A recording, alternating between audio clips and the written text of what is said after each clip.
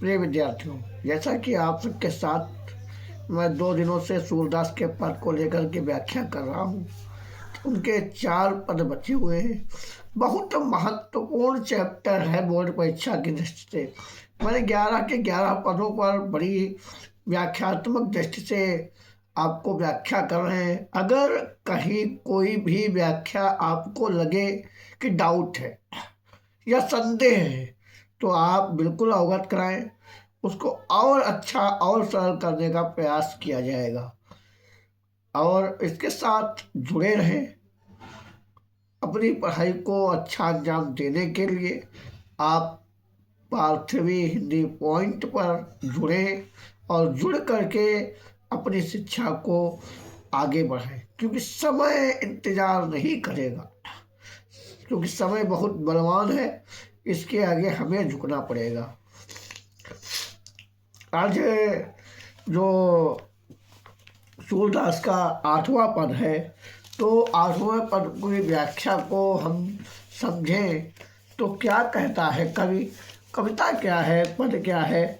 पद यह ऊर्ध्व मन न भय 10-20, तो एक कहूँ तो श्याम संग गयो को औराधो ईस, इंद्रिय शिथिल भई के सो बिनु, ज्यो देह बिनु शीस, ज्यो देह बिनु शीस, आशा लाग रहत तन श्वासा जीवहि कोटि बरिस, आशा लाग रहत तन श्वासा जीवहि कोटि बरिस, तुम तो श्याम सखा सुंदर के, तुम तो सखा श्याम सुंदर के, सकल जोग के ईश, सूर हमारे नंद नंदन बिनु, और नहीं जगदीश, और नहीं जगदीश। इसमें कवि अगर बात करें तो पाठ का नाम पहला प्रश्न बनता है, लेखक का नाम पहला प्रश्न बनता है। पाठ और लेखक का, पाठ या कवि का, तो पाठ और लेखक का नाम हम लिखते हैं।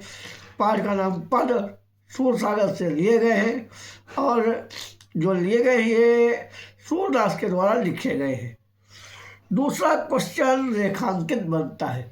रेखांकित के लिए मैं लगातार वीडियोज में कह रहा हूँ और आपको टोक रहा हूँ, जरूरी नहीं है कि जो लाइन हमारे गेस्ट पेपर या बुक्स में कहीं पर भी रेखांकित है वही आए।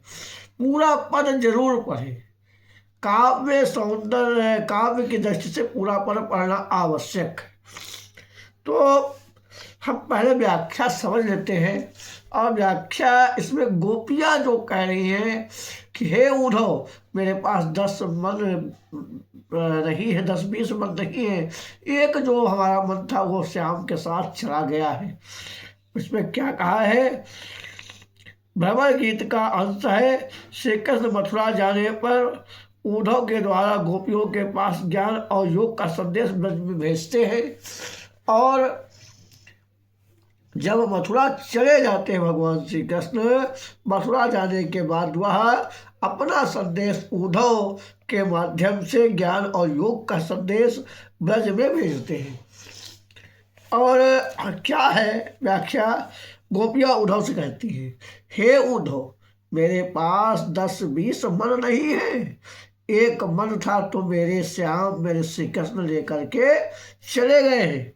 एक 10-20 मन नहीं है, एक था तो श्री कृष्ण के साथ चला गया है। अब किस मन से तुम्हारे द्वारा बताए गए निराकार ब्रह्म को, जो तुम निराकार ब्रह्म, निर्गुण ब्रह्म की प्रेम की, योग की, ज्ञान की संदेश दे रहे हो, इस संदेश को मैं कैसे किस मन में समाहित कर लूँ, किस मन में रख लूँ, किस मन में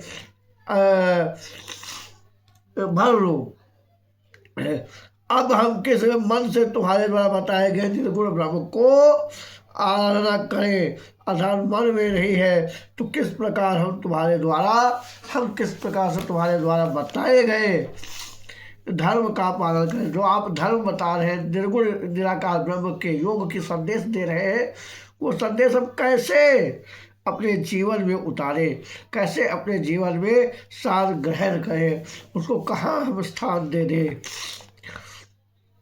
श्री कृष्ण के बिना हमारी सारी इंद्रियां शिथिल हो गई हैं और भगवान श्री कृष्ण के बिना मेरी जो सारी की सारी इंद्रियां हैं वह सारी की सारी इंद्रियां शिथिल हो गई है, ढीली पड़ गई है।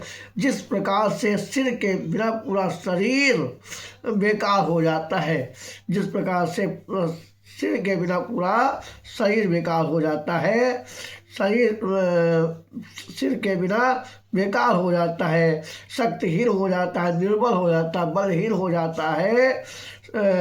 हमें सदैव उनके आने की आशा बनी रहती है और हमें सदैव आशा रहती है कि किसी न किसी दिन भगवान श्री कृष्ण हमें देखने जरूर आएंगे, हमसे मिलने जरूर आएंगे। और जब ये आशा बनी रहती है तो आशा कहीं ना कहीं फलीभूत होती है और हमारे शरीर में श्याम चल रही है और इसी कारण हमारे शरीर में सांस चल रही है। श्वास में सांस, आस मानी इच्छा, जो जीव है, जो जीवन की इच्छा है वह चल रही है। इसी आशा से करोड़ों वर्षों तक जीवित रह सकते हैं। हम इसी आशा के साथ कि भगवान श्री कृष्ण हमसे मिलने आएंगे, इस आशा के साथ हम करोड़ों लाखों वर्षों तक जीवित रह सकते हैं।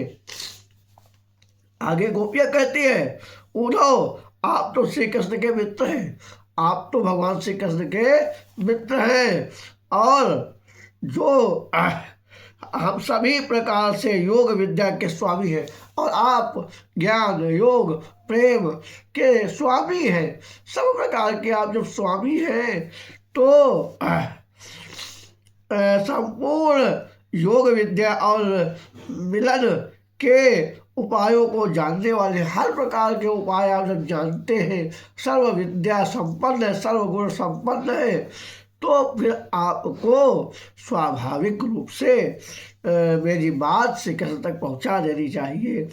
स्पष्ट रूप से उद्धव से कह देती है कि नंद जी के पुत्र श्री कृष्ण के बिना उनका कोई आराध्य और आराध्य नहीं है। मैं केवल भगवान श्री कृष्ण की ही आराधना, वंदन, अर्चन, पूजन करती हूँ और किसी का पूजन, अर्चन, वंदन नहीं कर सकती हूँ। मेरा कोई आराध्य देव नहीं है, मेरे भगवान आराध्य देव भगवान श्री कृष्ण ही है जिनकी मैं आराधना करती हूँ। उनके अतिरिक्त में किसी और को आराधना नहीं कर सकती है। कहते हैं मैं अपने भगवान श्री कृष्ण के अलावा किसी भी देवी देवता की आराधना करने में सफल नहीं हो सकती हूँ, ना तो आराधना कर सकती हूँ। अब दूसरा प्रश्न इसका जो बनता है लेखांकित प्रश्न मैंने अभी बताया।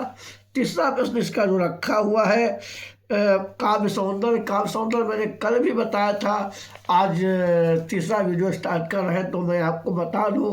काव्य सौंदर्य में सबसे पहली चीज़ तो विरह वेदना को बताया गया है, पहली चीज़, क्योंकि विरह वेदना में गोकुलवासी की, ब्रजवासी की जो गोपियाँ हैं वह श्री कृष्ण के वियोग में पागल हैं और शारीरिक मानसिक स्थिति बिगड़ जाती है। भाषा जो है ब्रज है, क्योंकि सूरदास ब्रज भाषा के कवि थे। शैली जो है मुक्तक है, गुण माधुर्य है, शब्द शक्ति व्यंजना है, छंद गेय है, रस श्रृंगार है, श्रृंगार में भी वियोग है। श्रृंगार रस से दो प्रकार का है, संयोग और वियोग। अनुप्रास अलंकार है, 10-20 सो गयो स्थान पर सा व्यावृत्ति के कारण अनुप्रास है। श्रेष्ठ है, योग का अर्थ योग्य होता है और योग का अर्थ जोड़ना भी है, अतः यहाँ श्रेष्ठ अलंकार है। एक शब्द के दो अर्थ होने पर श्रेष्ठ अलंकार दिखा जाता है। जहाँ पर एक शब्द के अनेक अर्थ हो वहाँ पर श्रेष्ठ अलंकार होता है। रहमन पानी राखिए, बिन पानी सब सोन, पानी गहना उभरे मोती मानुष सोन। तो पानी के अर्थ मोती के लिए चमक, मनुष्य के लिए इज्जत और सोने के लिए जल है। इसी प्रकार श्रेष्ठ में भी। आइए अगला चौथा क्वेश्चन इसका हम देखते हैं। इंद्रिय शिथिल भई केशव बिनु, ज्यो देह बिनु शीश। पंक्ति में प्रयुक्त अलंकार। भाई ये लाइन अगर देखें, श्री कृष्ण के बिना में इंद्रिया शिथिल हो गई, जैसे सिर के बिना पूरा शरीर शिथिल, बलहीन, शक्तिहीन हो जाता है। इसमें अलंकार पूछा है, इसमें श्रेष्ठ अलंकार है और श्रेष्ठ अलंकार के साथ उपमा अलंकार है। उपमा जो है, इंद्रिय शिथिल भई केशव बिनु, जो देह बिनु शीश। और अंतिम क्वेश्चन पांचवे का है, तो गोपियाँ उद्धव द्वारा बताए गए ब्रह्म की आराधना को में स्वयं को असमर्थ को बताती है। मैंने बताया कि अभी आपको व्याख्या जब कर रहे थे मैंने बताया कि वो श्री कृष्ण को ही अपने आराध्य मानती है, अपना जीवन मानती है, अपना संगी मानती है, अपना साथी मानती है। इस कारण वह उनको अपने जीवन में उतारना चाहती है। और इसलिए अब व्याख्या हम लिखेंगे कैसे, बात लिखने की आ जाती है कि हम लिखेंगे कैसे। तो लिखने के लिए गोपियाँ उद्धव द्वारा बताए गए ब्रह्म की आराधना करने में स्वयं को असमर्थ इसलिए बताते हैं क्योंकि वे अपना आराध्य श्री कृष्ण को मान चुकी है और वे कहते हैं कि श्री कृष्ण कहते हैं कि हम किसी और को ईश्वर नहीं मानते और श्री कृष्ण के अलावा मैं किसी और को ईश्वर नहीं मान सकती हूँ, ना ही किसी की आराधना कर सकती हूँ। आइए, नवा पद महत्वपूर्ण पद है, इनके सभी पद महत्वपूर्ण हैं। नवे पद की ओर हम चलते हैं। नवा पद जो हम पढ़ते हैं देखते क्या है। उद्धव जाओ तुम ही हम जाने, श्याम तुम ही हो कौ नहीं बढ़ो, तुम हो बीच भुला दे, तुम हो बीच भुला दे। ब्रज नारिनी सो जोग कहत हो, बात कहत न लजाने। बड़े लोग ना विवेक तुम्हारे, ऐसे भय अयाने। हम सो कही लई हम सही गए, जिन गुण लेह सयाने। कह अबला कह दशा दिगंबर, मस्त करो पहचाने, मस्त करो पहचाने। साच कहो तुमको अपनी सौ, बूझत बात निराने, बूझत बात निराने। सूर श्याम जब तुम ही पठायो, तब नए कहो मुस्काने। सूर श्याम जब तुम ही पठायो, तो सूर श्याम जब तुम ही पठायो, तो नए कहो मुस्काने। ये इस पर भी पहला प्रश्न तो पाठ लेखक का हो जाएगा, काव्य सौंदर्य। इसका भी प्रश्न है, भी आपको बताया है। काव्य सौंदर्य इसमें भी सेम कंडीशंस है। भाषा ब्रज है, शैली मुक्तक है, गुण माधुर्य है, रस श्रृंगार का वियोग है, शब्द शक्ति व्यंजना है, पद छंद गेय है, अलंकार श्याम तुम ही, बात कहत बूझत बात, नहीं कहो मुस्काने में। सा ता बा का वर्ण की आवृत्ति के अनुप्रास है। और इसका जो एक प्रश्न और रखा हुआ है, ब्रज नारिनी सो जोग कहत हो, बात कहत न लगाने में तात्पर्य क्या है। तो तात्पर्य के लिए जब आप पूरी व्याख्या पढ़ेंगे तो उन्हीं व्याख्या में आपका ये भी समाहित हो जाएगा। तो आइए हम इसकी व्याख्या को करते हैं, उसके बाद इस प्रश्न पे चर्चा कर लेते हैं। तो व्याख्या के लिए प्रश्न है, उद्धव और गोपियों के बीच हुए तर्क वितर्क का वर्णन किया गया। इधर उद्धव ज्ञान का संदेश लेकर के आए हैं, लेकिन गोपियाँ कह रही है आपको श्री कृष्ण ने नहीं भेजा है। अगर आपको श्री कृष्ण ने भेजा ही है तो आप बताएं कि क्या पहचान है, किस कारण से आप कह रहे हैं कि हमें भगवान श्री कृष्ण ने भेजा है। तो इनका दोनों का तर्क वितर्क चलता है, और जो तर्क वितर्क इनका चलता है वो तर्क वितर्क के कारण ही आगे की बात समझते हैं। तो आइए पहले व्याख्या को समझ लेते हैं। गोपियाँ उद्धव से कहती है तुम यहाँ से वापस चले जाओ। हे उद्धव, तुम जो ज्ञान योग का संदेश लेकर के आए हो, इस ज्ञान योग के संदेश को ले जा करके वापस चले जाओ। कोई भी बात नहीं बची है कि आप अपना संदेश कहें। हम तुम्हें अच्छी प्रकार से जानते हैं, ऐसा प्रतीत हो रहा है तुम्हें यहाँ से कृष्ण ने नहीं भेजा। हमें पता है कि आपको भगवान श्री कृष्ण ने यहाँ नहीं भेजा है। यदि उन्होंने भेजा ही है तो क्या पहचान है, क्या सबूत है, क्या उद्देश्य लेकर के आए हो। तुम स्वयं रास्ता भटक कर यहाँ आ गए हो। तुम्हें भेजा गया होता तो अलग बात थी, तुम यहाँ तो रास्ता भटक गए हो। जब तुम रास्ता ही भटक गए हो तो फिर कोई रास्ता है नहीं। और तुम ब्रज की नारियों से योग की बात कर रहे हो, और तुम आए हो यहाँ अपने ज्ञान योग का संदेश फैलाने, और ब्रज की नारियों से ज्ञान योग का संदेश की बात कर रहे हो, और तुम्हें शर्म हया इज्जत आती ही नहीं है। तुम भले ही बुद्धिमान और ज्ञानी क्यों न हो, आप चाहे जितने बड़े बुद्धिमान ज्ञानी क्यों न हो, लेकिन इसे हमें ऐसा लगता है कि तुमसे विवेक नहीं है, क्योंकि तुम्हारे अंदर विवेक नहीं है, ज्ञान की शक्ति नहीं है, ज्ञान पराकाष्ठा नहीं है, ज्ञान को स्पष्ट करने की शक्ति आपके अंदर नहीं है। तो ऐसी अज्ञानतापूर्ण बातें हमसे क्यों करते हो? तुम ये मन में विचार कर लो, जो हमसे कह दिया ब्रज में किसी और सी बात न कहना। तो यह जरूर विचार करके जाना, जो बात आ करके तुमने ब्रज की नारियों के साथ कह दिया, जो बातें कर दी, वो बातें दूसरे के साथ जा करके मत करना, दूसरे के सामने वो बातें साझा मत करना, विचार मत रखना। हमें तो सहन कर लिया, हमने तो भगवान श्री कृष्ण के भेजे आपके जो भेजे प्रेम रूपी संदेश है, ज्ञान रूपी संदेश है, उसको मैंने तो सहन कर लिया। कोई दूसरी गोपी सहन नहीं करेगी, और कोई दूसरी गोपी जो है वह सहन नहीं करेगी, सहन नहीं करेगी। यहाँ योग की दिगंबर अवस्था, और कहाँ से हम अबला नारियाँ, योग की दिगंबर अवस्था है। दिगंबर में समास संधि भी है, व्यंजन संधि है, दिक् प्लस अंबर।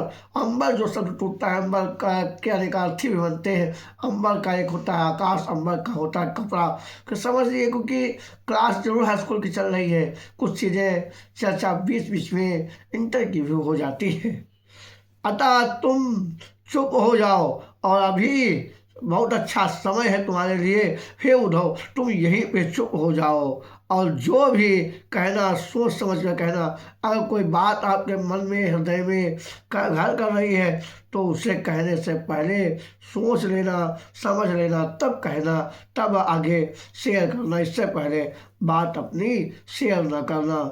तुम सच सच बताओ, तुम्हें तुम्हारी कसम है, तुम सच सच बता दो, तुम्हें तुम्हारी ही सौगंध है, तुम्हारी ही कसम है कि अंत में एक बात पूछती है। और चलते चलते जब अंतिम पर आता है, तो अंतिम लाइन में क्या पूछती है? किसी कृष्ण ने तुम्हें यहाँ भेजा था, तो उस समय वे क्या थोड़ा सा मुस्कुराए थे? जब भगवान श्री कृष्ण ने तुम्हें भेजा था हमारे पास अपना संदेश लेकर के, तो क्या वे हर्षित हुए थे, आनंदित हुए थे, प्रमुदित हुए थे? वे अवश्य मुस्कुराए होंगे। हमें लगता है अगर आपको भेजा होगा तो वे अवश्य खुश हुए होंगे, तभी तो उन्होंने तुम्हारे साथ उपहास करने के लिए तुम्हें यहाँ भेजा है। उपहास माने हंसी करने के लिए। इसी के कारण भगवान श्री कृष्ण ने तुम्हारे साथ हंसी करने के लिए तुम्हें ब्रज की नारियों से योग का संदेश कहने के लिए भेज दिया है। ये बात दूसरे पद में हो गई। इसका एक अंतिम प्रश्न की हम बात कर रहे थे, जो प्रश्न था ब्रज नारिन सो जोग कहत हो, बात कहत न ल जाने। तो इसकी व्याख्या प्रस्तुत पंक्ति में कवि कहता है, जब उद्धव ने गोपियों से योग की बात की, जब उद्धव ने कहा कि योग का संदेश भगवान श्री कृष्ण ने भेजा है, तो ब्रज की नारियों ने या गोपियों ने कहा कि तुम भले ही बुद्धिमान हो, तुम बहुत बड़े बुद्धिमान हो, बहुत बुद्धि है तुम्हारे अंदर, लेकिन तुम्हें विवेक नहीं है। विवेक हमारी बुद्धि है, विवेक का आपको कहाँ यूज करना है, ये विवेक आपके पास नहीं है। और जब ये विवेक नहीं है, तो योग की दिगंबर अवस्था ही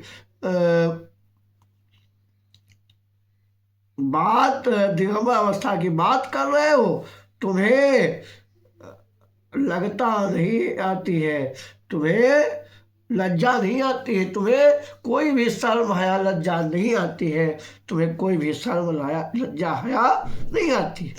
10वां पढ़िए, और बहुत महत्वपूर्ण ये भी है, क्योंकि 25 की परीक्षा में आया था, बहुत महत्वपूर्ण है। 12 में आया, 12, 14, 17, 19, 23, 25 इम्पोर्टेंट दृष्टि से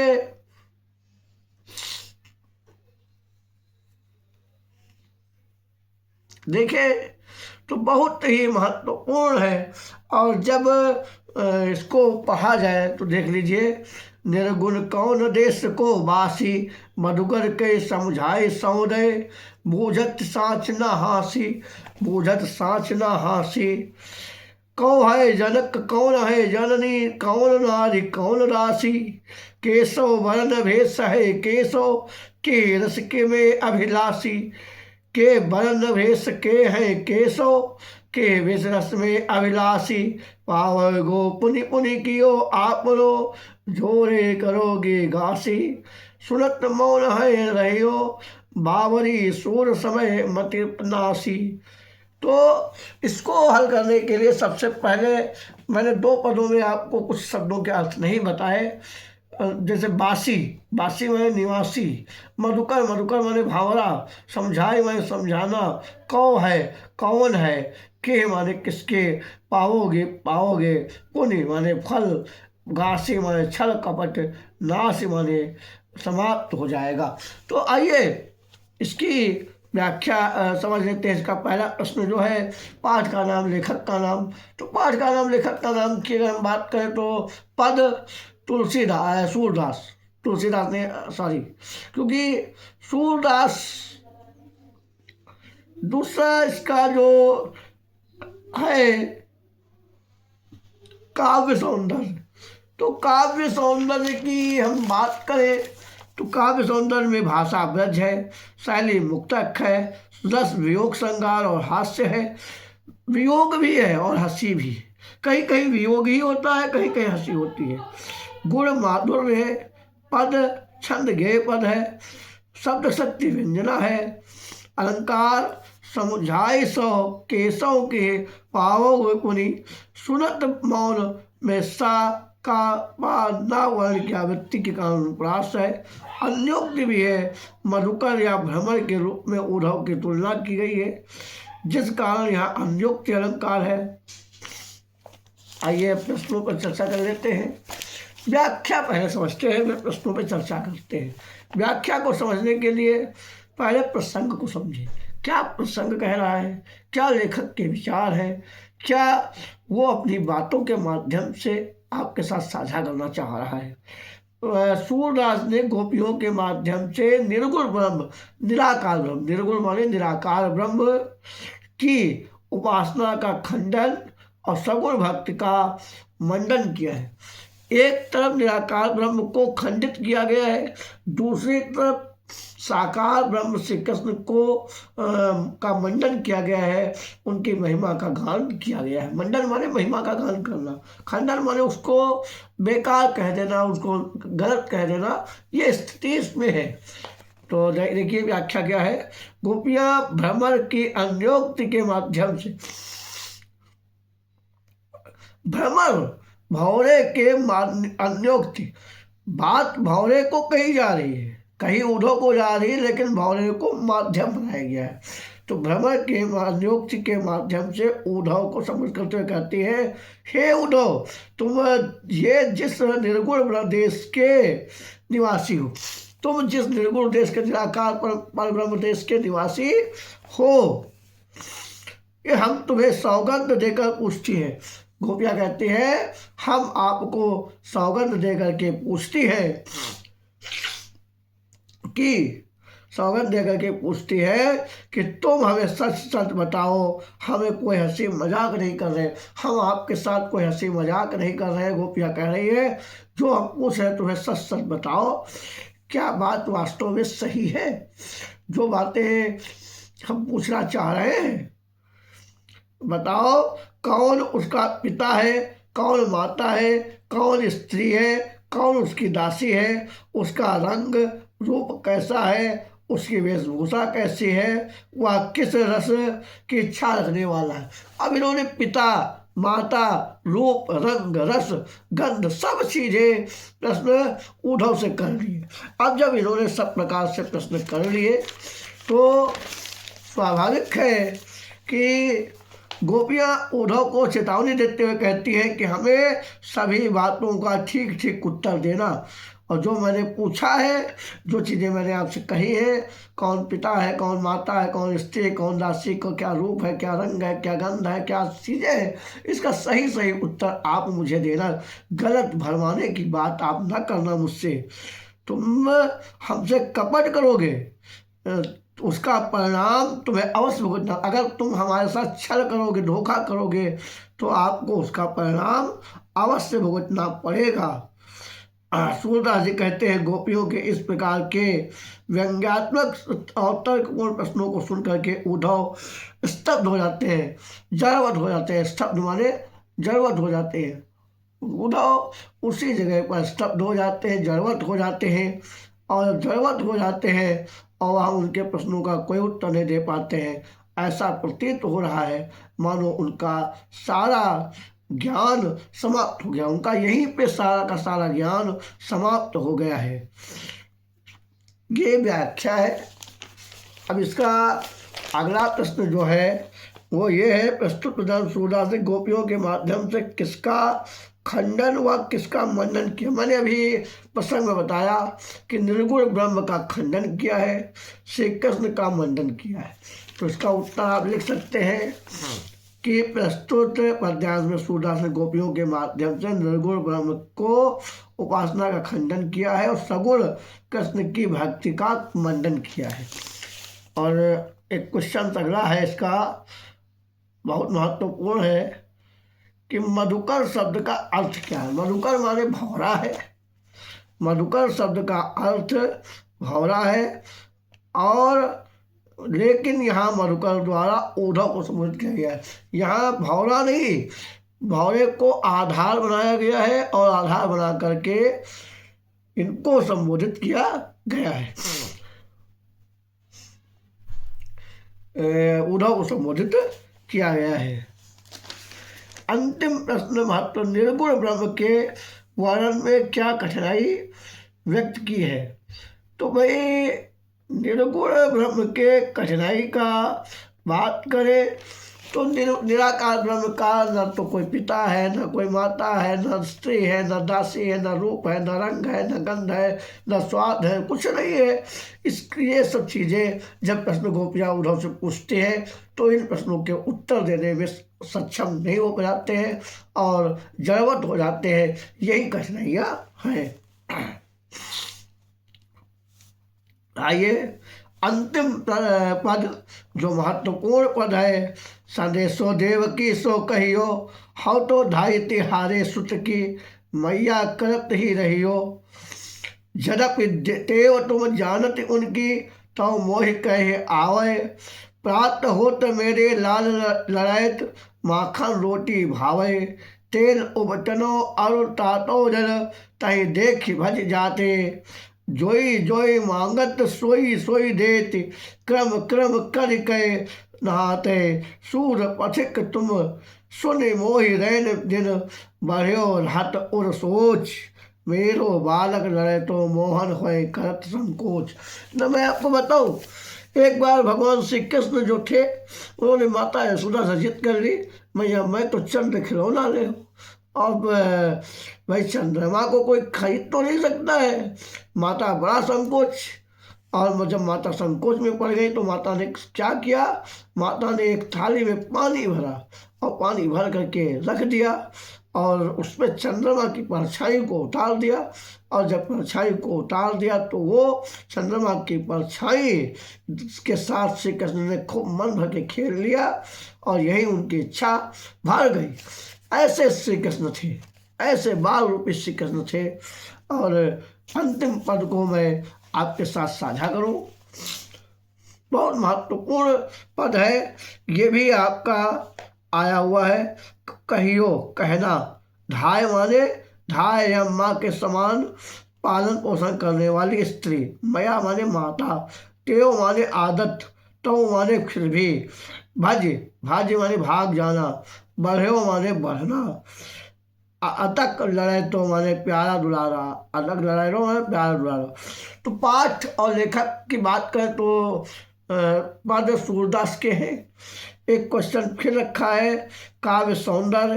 तो काव्य सौंदर्य में भाषा ब्रज, शैली मुक्तक, गुण माधुर्य, शब्द शक्ति व्यंजना, छंद गेय पद, रस वात्सल्य। क्योंकि यहाँ पर माँ अपने पुत्र को प्रेम के भाव से जो देखती है, उसका ये जो वर्णन किया गया, यही उसका जो है वो वात्सल्य है। वात्सल्य विषय गति, पुत्र के प्रति माँ का प्रेम जो है, ये कोई अलंकार रस नहीं है, ये श्रृंगार रस का ही एक भाग है। इसमें श्री कृष्ण क्या देखकर भाग जाते हैं। भगवान श्री कृष्ण जो है माता यशोदा एक पथिक के माध्यम से माता देवकी को संदेश भेजती है। माता यशोदा देवकी को संदेश भेजती है। वे कहते हैं श्री कृष्ण उबटन तेल गर्म पानी को देख करके भाग जाते हैं।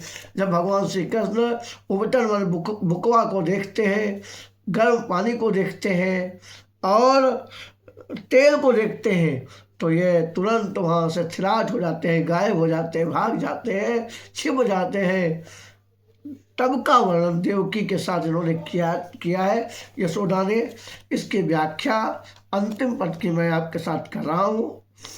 यशोदा जी देवकी को एक पथिक के हाथ संदेश भिजवाती है।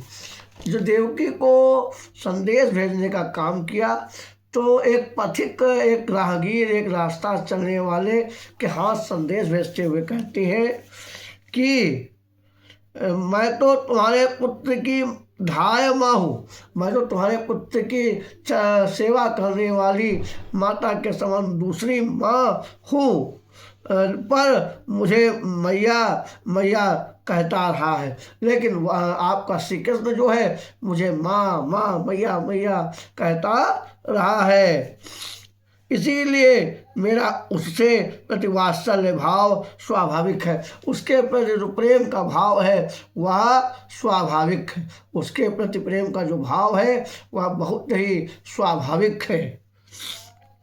और यद्यपि आप तो उसकी सारी आदतें जानती होंगी, यद्यपि आप भगवान श्री कृष्ण की सारी आदतें जानती होंगी, फिर भी मेरा मन आपसे कुछ कहने को उत्कंठित है। लेकिन फिर भी मैं आपको कुछ चीज़ें भगवान श्री कृष्ण के जीवन के बारे में, उनके बचपन के बारे में कहने के लिए उत्कंठित हो रही हूँ। अपनी बात आपको संदेश के माध्यम से एक पथिक के हाथ भेज रही हूँ। क्या भेज रही है? मेरे लाडले श्री कृष्ण को सुबह होते ही माखन रोटी खाने की आदत, सबसे पहले जो आदत थी, श्री कृष्ण जी चोर भी थे, माखन चोर, क्योंकि इन्हें माखन चोर कहा गया। ये माखन को चुरा करके खा लेते थे और गायब हो जाते थे। एक बार मैया ने इनको ओखली में बांध दिया था माखन चोरी के लिए। तो कहती है कि भगवान श्री कृष्ण जो है सुबह उठते ही माखन रोटी खाते हैं, ये इनकी आदत है, ये इसके शौकीन है। और उबटन तेल गर्म पानी को देख करके श्री कृष्ण भाग जाते हैं। जैसे ही ये देखते हैं कि माँ ने उबटन तेल और गर्म पानी करके रखा है, या तुरंत वहाँ से गायब हो जाते हैं कि मुझे आज नहाना ना पड़े, तेल लगाना ना पड़े, बुक्का लगाना ना पड़े, इसलिए ये वहाँ से गायब हो जाते हैं। उन्हें सब पसंद नहीं है, उन्हें यह सब पसंद नहीं है। इस समय वह जो मांगा करते हैं मैं उन्हें वही दिया करती हूँ, और ये सब चीज़ें उन्हें नहीं पसंद है। उनको जो चीज़ें पसंद हैं, अगर जो चीज़ें वो हमसे मांगते हैं, जो चीज़ें वो डिमांड रखते हैं, उन सब चीज़ों को मैं अपने हर प्रयास से संभव करके उनको वही वही चीज़ें देती हूँ। उन्हें धीरे धीरे स्नान करने की आदत है, और एक साथ स्नान करने की आदत नहीं है, लेकिन उन्हें धीरे धीरे स्नान करने की आदत है। सूरदास जी कहते हैं कि माता यशोदा को रात दिन यही चिंता सताती रहती है। अब भगवान श्री कृष्ण की यही सब चिंता माता यशोदा को रात दिन सताती रहती है कि उनका लाडला श्री कृष्ण मथुरा में कुछ मांगने में संकोच तो नहीं करता है।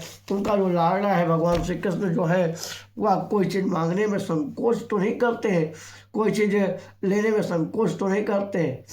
प्रिय विद्यार्थियों, आज आपको के साथ मैंने सूरदास की 11 पर्वों पर व्याख्या पूर्ण की और मैं विश्वास के साथ कह रहा हूँ कि यहीं से व्याख्या निश्चित रूप से 2026 के सेटों में आएगी।